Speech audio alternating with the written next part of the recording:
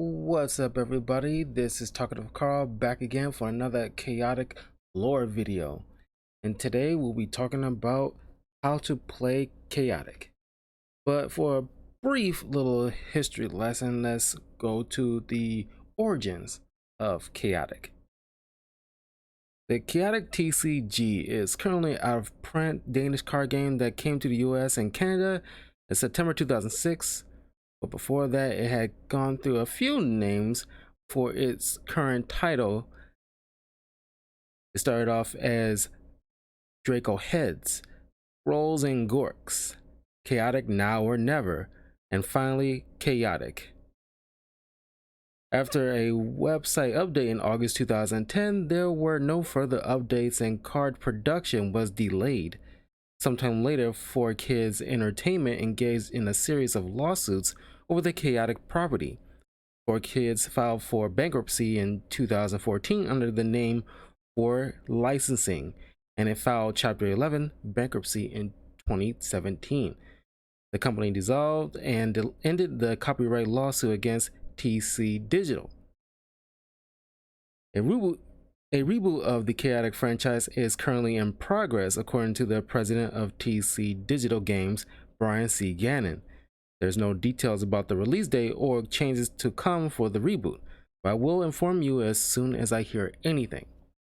Now, on to the deck building and how to play. Let's start off with the creatures. In the Chaotic card game, there are 6 tribes officially.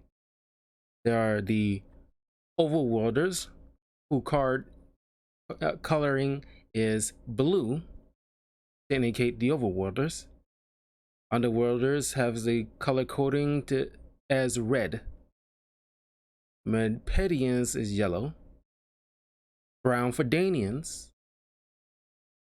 White for the Tribalists, and black for the Marillions.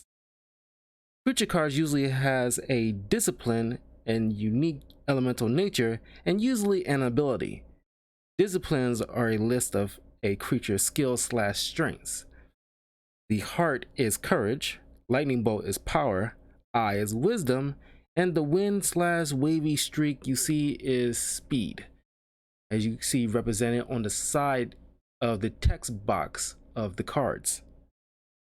The abilities are triggered either innately, at will, by events, or when specific creatures are on the field. In the series, creatures carry the battle gear and music on their person. Speaking of which, onto battle gear. Battle gear are various types of weapons, vehicles, and equipment that creatures use. Each creature is only permitted to have 1 battle gear. When a creature is defeated, that creature and its battle gear goes to the discard pile. At the beginning of the game, battle gear cards are placed face down underneath a creature until it's engaging another creature. In the series, players have been seen using spectral viewers in addition to their chosen battle gear. Of course, in the actual TCG in real life, that is not permitted. Now, on to locations. Each player builds a 10-card location deck, shuffle the deck, and place the deck face down. At the beginning of a player's turn, flip the top card of your location deck face up. The location determines who attacks first, proper term being initiative. This can be determined either by tribe, element, or discipline. If both players have creatures of the same tribe or scores in discipline, then the attacking player goes first. Locations have abilities that can modify a match too. There are locations that benefit each tribe, such as Force of Life for the Overworlders, Underworld Coliseum for the Underworlders, Mepanians or Mepanian Lounge, Danians get Mount Pillar, Tribalist works well in Prex or Chasm mostly, and the Marillions works well in the Cerulean's Lair. Next, we'll be talking about attack cards. Attack cards are used to deal damage to another creature. Each player has a 20-card attack deck. Shuffle the deck and place it face down. The player draws 2 attack cards at the start of the game. You must have at a minimum of 2 cards in hand. When it's a player's turn to strike, they draw a 3rd attack card and select one to attack with. A player must attack each turn. Damage is calculated by the total damage dealt with one attack.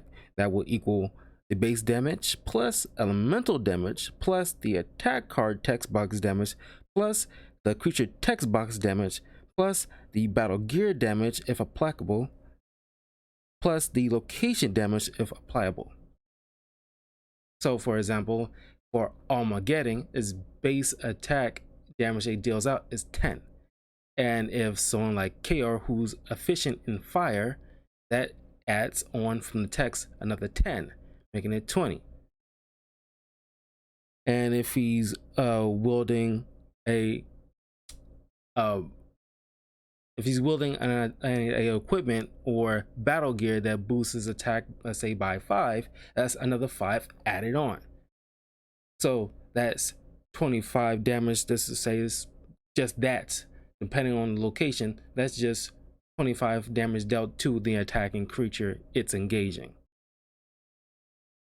The players then alternate striking each other's creatures in battle, starting with the creature with the initiative. A creature is defeated when it sustains greater than or equal the energy it has. Whoever loses all their creatures first loses the match. Next, music. Each player selects the same number of music cards as creatures that you're using. Music cards are held in your hand with your attack cards. Music can be tribe associated, meaning only one tribe can use them, or music can be mixed, like if you're using generic music. Creatures must have music counters greater than or equal to the cost required to use a music card. Music types are generic, overworld, underworld, Mepedian, Danian, and Marillion. However, Marillion's music counters can cost up to 10, while the other tribes cost 3 or less. Locations sometimes affect music. For example, in Wooden Pillar, overworld music costs 1 extra counter. And finally, armies. Each player lays out their creature cards in a triangular formation at the beginning of the game. This is called an army. Normally, armies can begin with 1v1, 3v3, 6v6, or 10v10. However, the size can go to 15, 21, or even 28 depending if the player has enough cards. For new chaotic players, starting armies of 1 or 3 is recommended, but 6 and 10 are the standard if you played for a while. Creatures are placed face up on the inverted triangle facing each other. The player can move their creature once per turn to a free space towards an opposing creature on the playmat to initiate a battle. The chaotic video game Shadow Warriors utilizes this card game mechanic to some degree, with a nice mix between how the animated series has played out. And that's pretty much how the card game plays. If you have any cards, I highly recommend you play with your friends. Start off with like 1v1 just to get your feet wet so you can get used to how the game mechanics works. If you follow these instructions, there's further detail you can easily look up online, but I tried to break it down as much as I can in this video. But of course, there's no limit exactly how many armies you build when you're engaging in a player to play a match. Depending on how many cards you both have, you can definitely stretch, just like in the anime, the 2 main characters played against each other using over 105 creatures engaging another 105 creatures. Of course, they end up tiring themselves out because it was too many. But depending on how many cards you have in real life, you can actually bump it up to whatever amount that you wish, as long as both sides has equal amount of creatures engaging the other at the start of the game. Now, don't forget to leave a like, comment, subscribe, all that good stuff to Talkative Carl on YouTube, Twitch, and Twitter. Leave a comment below. Let me know what you think of the card game. Do you still play with your friends? Do you still collect in the cards? I have my fair share of collections too. But yeah, what's your favorite card? What's your favorite creature? Music, location, battle gear, so on and so forth. And I will see you guys next time for more chaotic lore videos very soon. And I will see you guys next time.